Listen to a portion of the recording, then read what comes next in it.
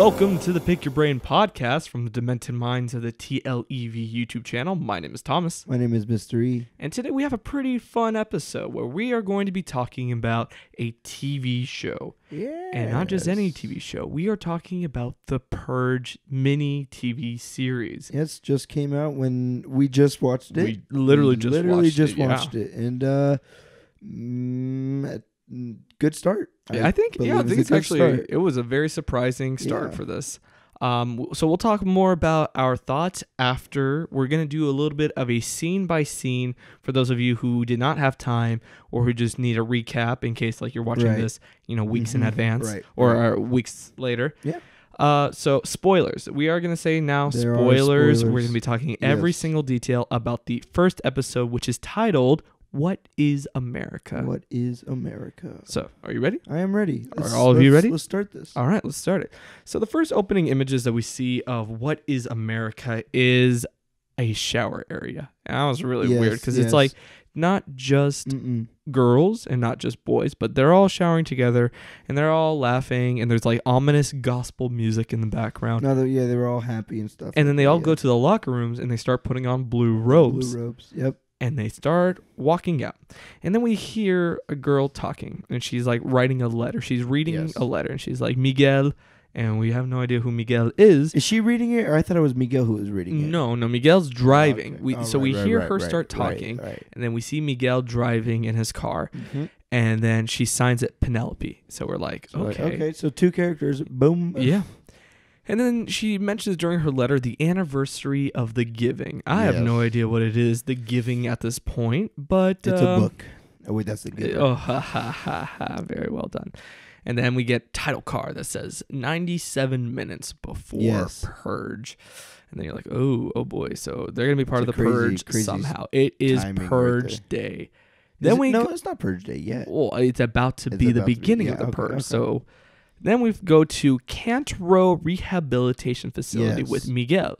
And the lady says to Miguel, NFFA doesn't care about protecting alcoholics and drug addicts, which is really reminiscent of how we feel in the political world right now. So this show, very much like the movies, is not very subtle about who it's attacking in terms of politics. Yeah. Anyway.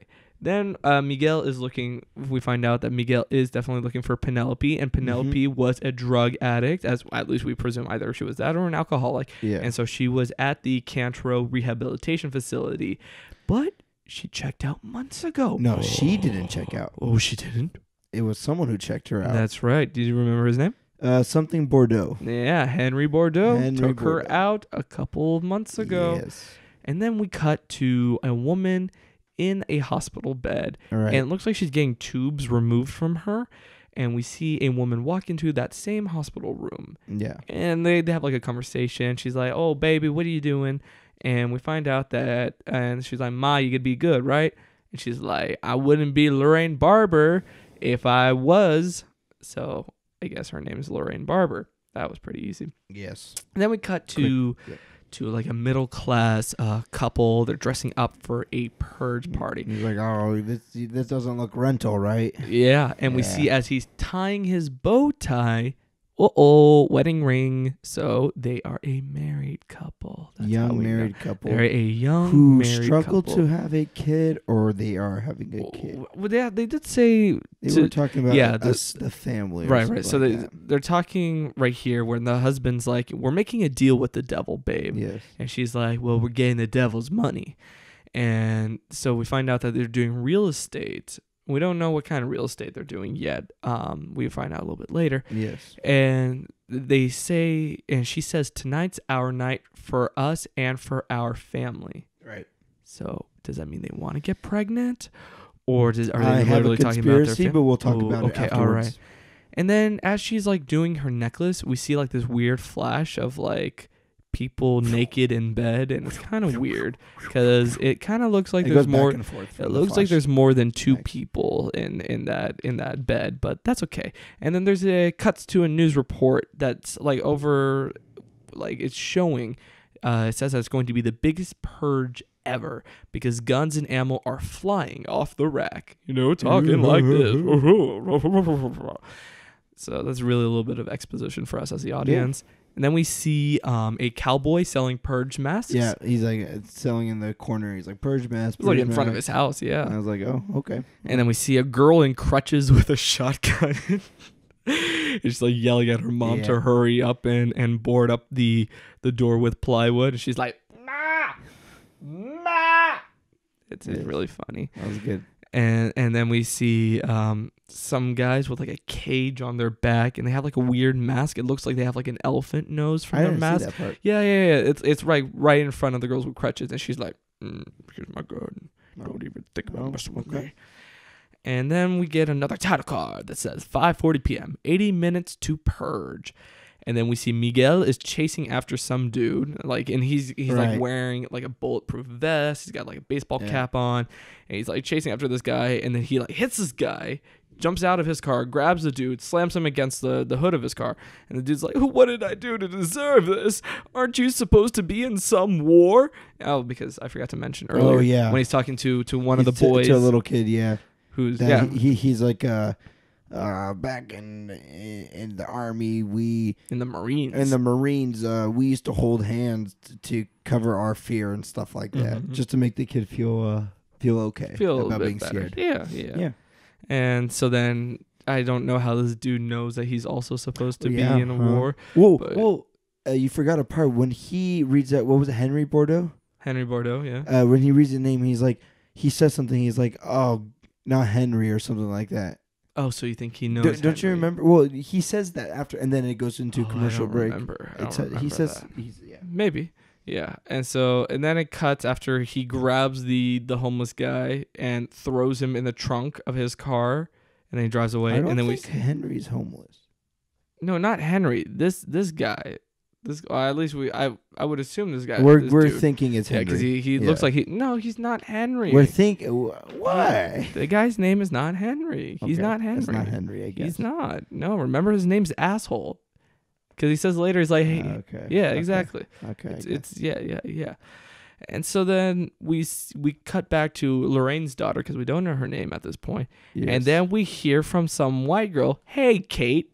No, it wasn't Kate. We thought it was Kate, though. It's like, oh, okay. And she's like, "Oh, you're working Purge night?" And she says, "Yeah, those overseas companies, they don't care about the Purge." And then she runs into her employee named Mark. And Mark says, "Hey, Jean." It's what? Jane. Yeah, so then finally, when like a series of other employees say her name, we finally find out that it's Jane. It's not Jade, not for these parts. Yeah, there were some certain parts that we had to. It was just we could not hear anything. Yeah. And then it's in the she's about to enter the elevator with Mark. She says for the second time, because the first time she said this with her mom, and the second time she says, "There's no better place to be than in this office." Yes. And then as she, because it's Mark's first time working Purge night, right? Well, it's hers too. Yeah, I think. Both of theirs. So.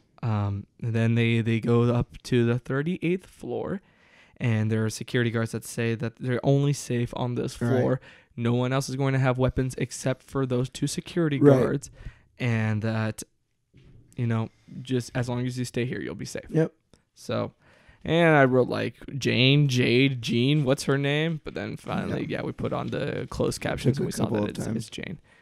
And then we cut to outside with all the blue robes again, with the little mini cult, and we finally see Fiona Dourif.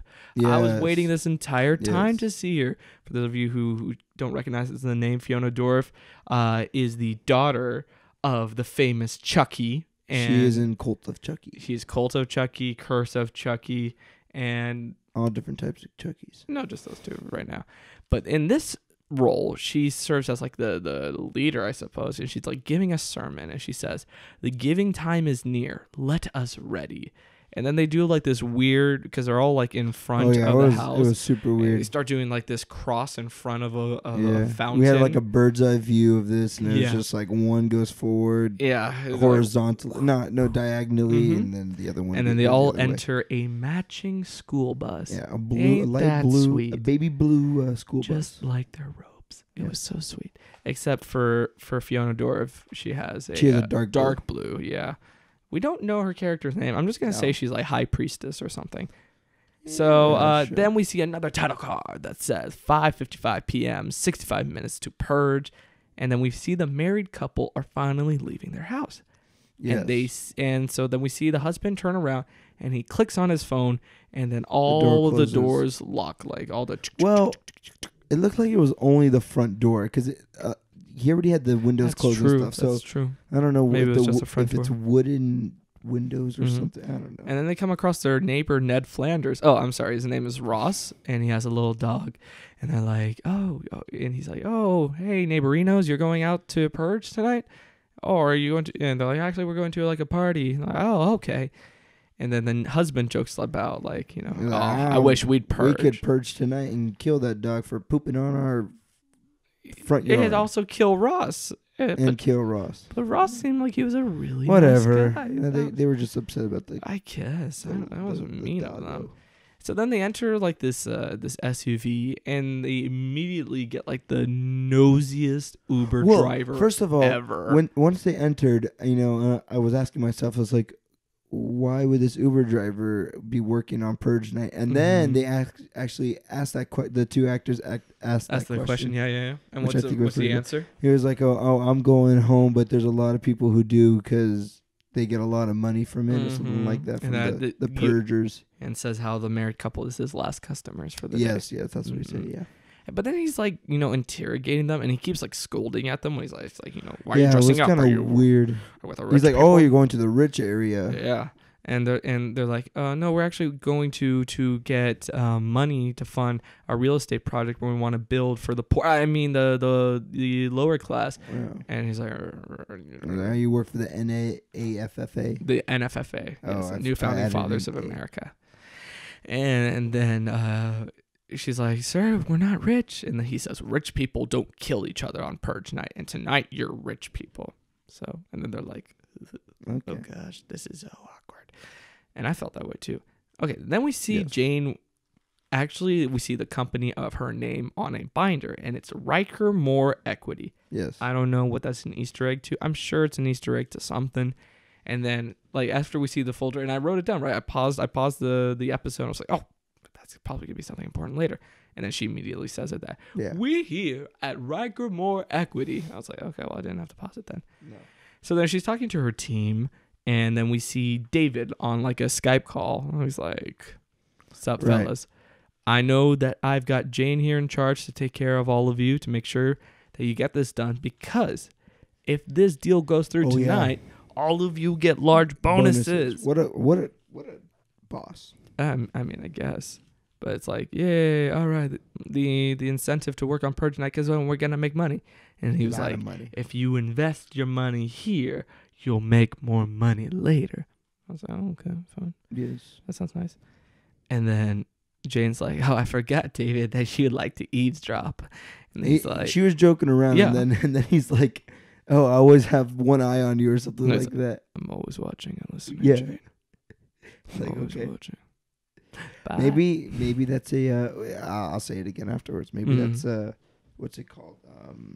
Oh God, I can't think of the word right now. Foreshadowing. Boom. Thank you. No problem. So then we finally go back to the couple as they enter the mansion, and for some reason, just being in front of the mansion triggers a flashback. Yes, of the couple. One. Yeah, they're at a bar and they meet this her. We don't even know her name yet. Yes, but like, and she's very flirtatious. And then the couple are like, you know, she's not gonna be there. Oh yeah, she's in Africa or something like that. She's in Africa. Yeah. And then, then we see that they're quickly getting security checks as they enter. Yes.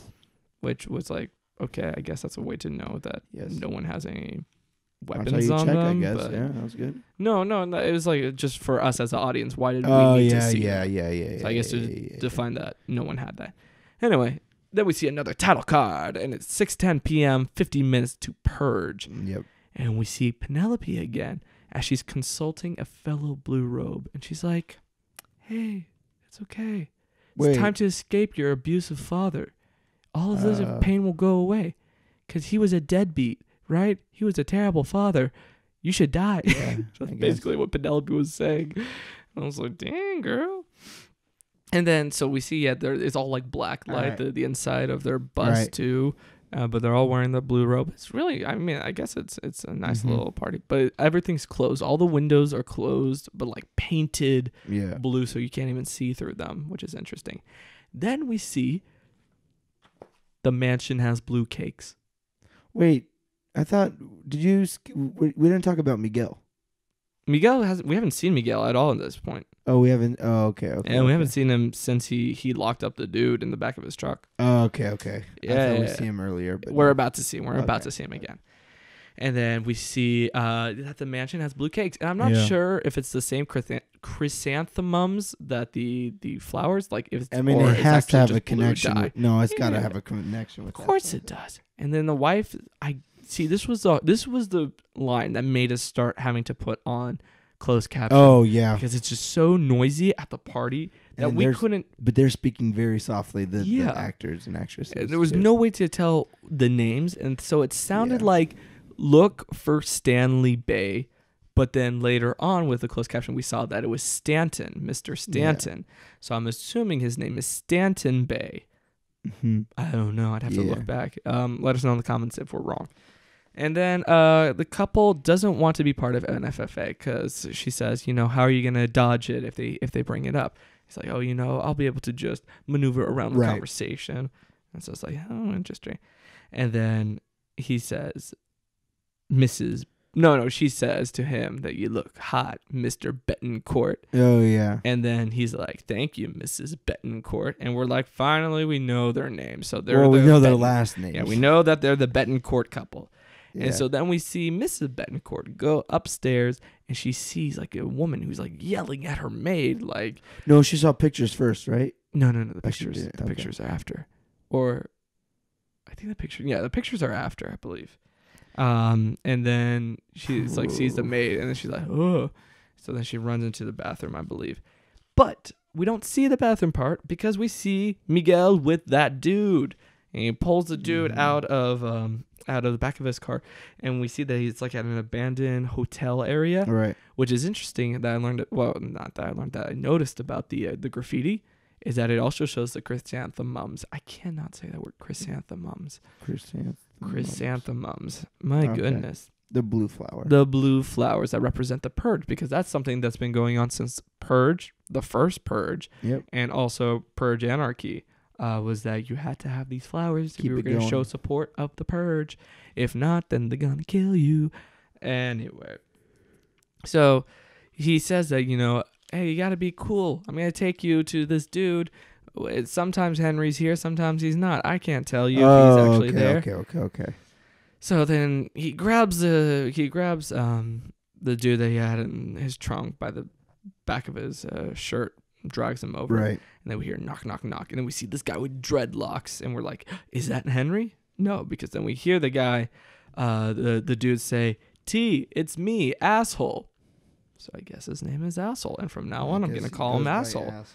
And so Asshole is trying to introduce Miguel. Right. And so then Len's first is like just there with a rocket launcher. And he's just like, hey. And Miguel's like, why you got that girl chained up? Oh, that's right. And he's like, oh, that's Kaylee.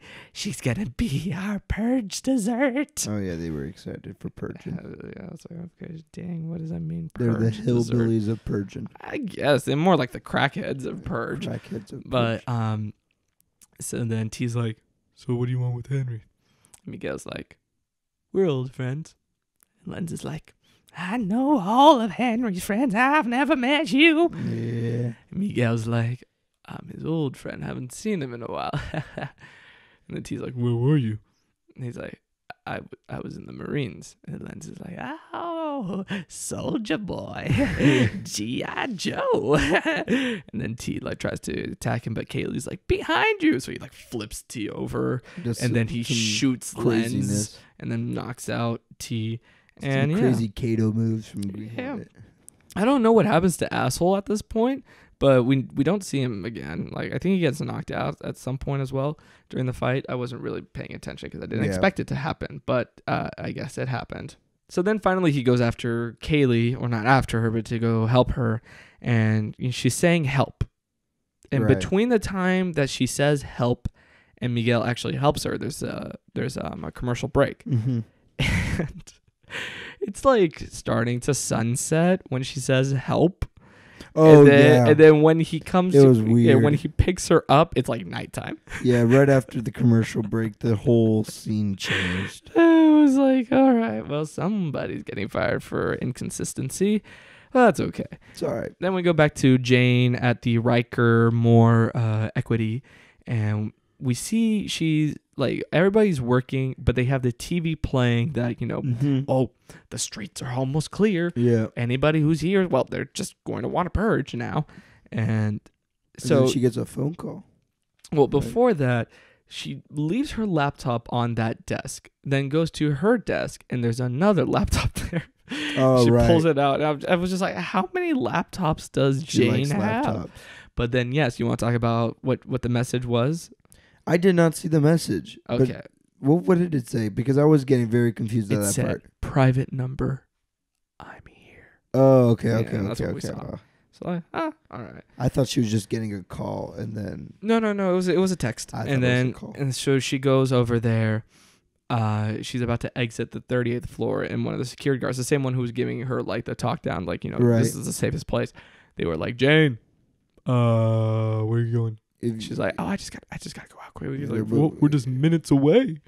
And he's like, if you're going out, we can't protect you. Yeah, that's what the other guard said. And she's like, I'll be fine. And then as she's walking down, so she takes the stairs. She doesn't take the elevator. And she's on the 38th floor, and she goes all the way down to the first floor. That's insane. But she doesn't look out of breath, so she must do some pretty hardcore cardio. She wasted time. Oh, she wasted. Yeah, probably if it was in terms of actual minutes, the purge would have already started. But anyway, as she gets to the bottom, she sees a guy sharpening machete, and as he's sharpening, he turns to her and he's like, "Don't worry, not for you." Nice. I was like, all right, and that's the scene that they showed in the initial announcement for during the first purge, during the credits, when they show the Purge TV series is going to happen. You see a guy sharpening a machete, so it's like, sure, they threw that away, I guess. Yeah, because it's not for you. Yeah, there we go. So then we see that she's Jane's waiting right outside, she's inside the building, and there's a door towards the outside. Yeah. She's just waiting there, and then she looks up, and she sees this punk rock looking girl there, and she's like, "All right." And then she's about to open the door, and the punk rock girl's like, "No, wait until the purge starts. Not until the purge." And it's like, okay, and then it's a commercial break. Yes. And when they come back, we see Mrs. Betancourt in the bathroom, and she runs into a nosy maid. So that was, I think I mixed up my timeline. She didn't see. Or maybe she did see the She saw the hostess before. Hit. Yeah, she saw the. No, she saw the pictures before. I'm pretty sure. Okay, so because then she makes the connection with the daughter and then the mother, because that's the mother of. Right. I think that we made a connection. That's why we need for the audience. It's the mother, and then there's the father, and then there's the girl in the middle. Yeah, and it's it's her. Yes. Oh, exactly. From the Flashbacks. And then it's psh, psh, psh. Yeah, and then so she's like, she goes to the maid, and she's like, "Hey, do you have any Tylenol?" She's like, "Yeah, come follow me." And then the reason why I call her the nosy maid is because when she gets to the kitchen, she's like, "Why are you here?" No, because at first, but she's allowed to be nosy, I think, because the other one asked "Hey, she's only acting like this because it's a very stressful night and stuff like that." True. So I guess you can be nosy after that. Yeah. If you get nosy, after all the abuse that maid probably has been through. And so she's like, "All right, thank you, miss." And she's like, "Please call me Jenna." And we finally have a name. Now we know her name is Jenna. And then we hear something. Oh no, this is then when we see the pictures. Oh, okay. Because when she looks at the pictures, she whispers, "Oh, Lila," and we're like, "Oh, I guess her name is Lila." So, but then we don't know which one is Lila. Yeah, true. No, what? No, because she looks at the girl and she says, "Oh, there's Lila." a young little girl, Lila. Well, I'm assuming that's the same. But then there's Lila. Because then there's the other picture with all three of the people. When they're older. I think that's what makes sense. Why would one be blonde and the other one a redhead? You were blonde when you were a baby. But that doesn't work because if you think, never mind. Okay. Anyway, then we see Miguel. He's out purging because Kaylee told him, I know where your sister is, but you're not going to like it. Oh. So then he goes after to find his sister Penelope. And we see the Easter Bunny gang. Oh, yeah. That was cool, actually. They're the it's best. The Duracell gang. The Duracell. They keep marching on. They're super, pumped. And then we see another title card that says 6:45 p.m., 15 minutes to purge. And then, so Miguel, turns quickly into this apartment complex. And he enters, and we hear, hymns being sung. Yeah. And then he's like, is anyone here? And then it just stops. Yeah, it stops. And then we see, a horde of yellow robes. Oh, they're like, oh, come. We accept people.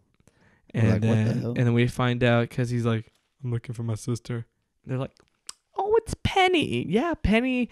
We know all about you and Penny after the first purge. So I was like, oh, they were part of the first purge. And we find out their parents got killed. Yeah, their parents were killed. Because they're like, we know the stories of the first purge for you guys or something like that. And so Miguel asks, why aren't they out there? And they're like, oh, we're too young to be purged. And he's like, what was it? Not to purge, but to be purged? And like, yeah, your sister's going to be purged.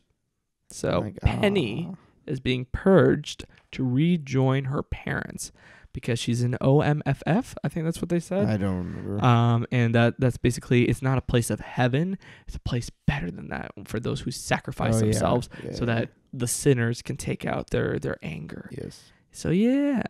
And then we go back to the mansion and everybody's waiting in the ballroom and the hosts finally make themselves known. Yeah. And we see that the NFFA symbol is all over the place. So the Iron Cross, which I'm totally against having that as the symbol. Wait, did we see it? Oh, I didn't see that. Well, in the first purge, we see it. But yes, then we see it's in the flags are on the side. Yep. Right next to them. See that. And so then they say how our generous donations to the new founding fathers is not only what got them into the White House, but what keeps them there. Yes. Okay. And then it says that they view it as a long-term ideological investments so that programs like The Purge are kept in place. So, because The Purge is the great liquidator. And that's basically because all the poor people die in The Purge because they have no place to be. Yeah, that's pretty messed up.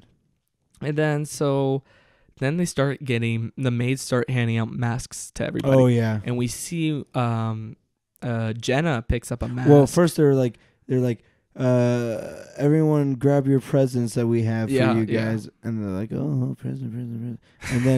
And then they're like, if you have any questions, ask the maids or something like that.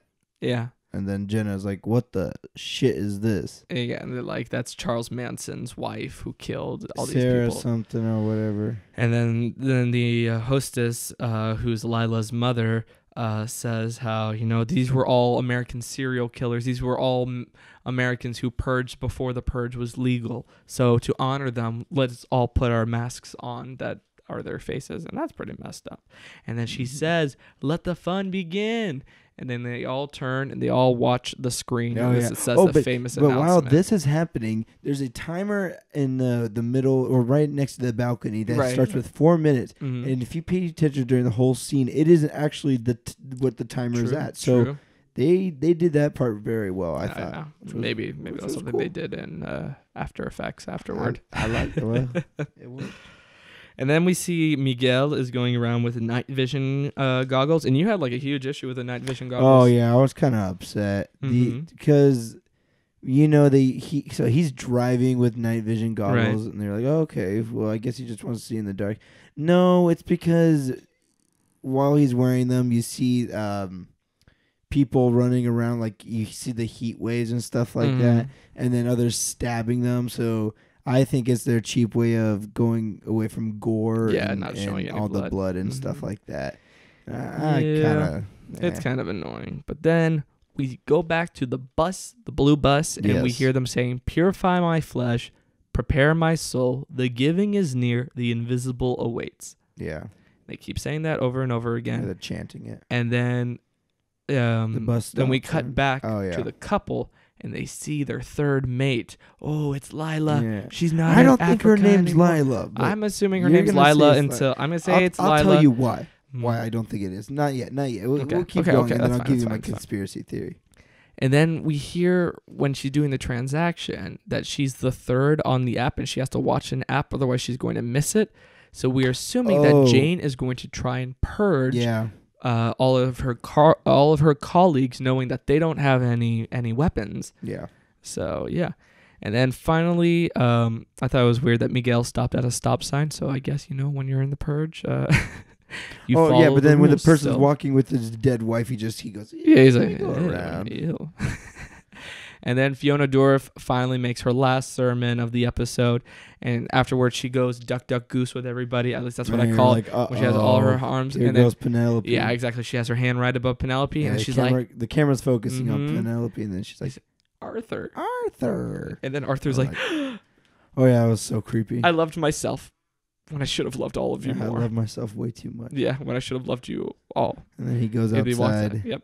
And then we see there all these headlights that light up all the purgers, like their silhouettes. I thought that was really cool. Yeah, that was cool. And then he has his arms up, and then he starts to get scared, and then looking at all their faces to himself, because he was like, fish. Yeah. Instead, they say that the giving is here instead the giving is near. But I like when he gets off the bus, they all say, "Goodbye, Arthur. We love you, Arthur." Oh yeah, that was kind of weird. So yeah, they start tearing him apart with their axes, and then we see Penelope's face, and she's like, "Oh shit!" And she's like, "What did I just get into?" And that's the end of the episode. That was the end of this. So that was the Purge TV series, episode 1. What is America? Here is my conspiracy. Final thoughts. Really quickly. With the whole Lila situation or whatever her name is. Okay, they show a picture of a blonde little baby. So I'm thinking that's the Betancourt's kid. But because they had that little tres leche thing, they all feel like they're responsible for that child. And they probably got custody or something like that. I don't know. And then I feel like that's also part of their plan why they are there. Oh, okay. That's my conspiracy. I hope we see more of Fiona.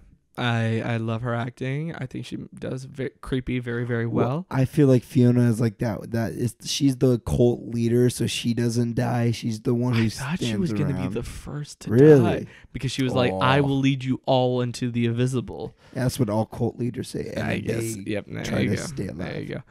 What's up with the nosy Uber driver? I don't know. Nosy maid. What's gonna happen? What's gonna happen at the party? Are they all gonna purge on each other? I don't know. They all got masks. Are the Betancourts going to get the funding that they need? Is Jane gonna go kill her mom? Is Jane kill her mom or kill her colleagues to get all the bonuses from them? Yeah. Or is she or is Miguel gonna even meet up with Penny in time?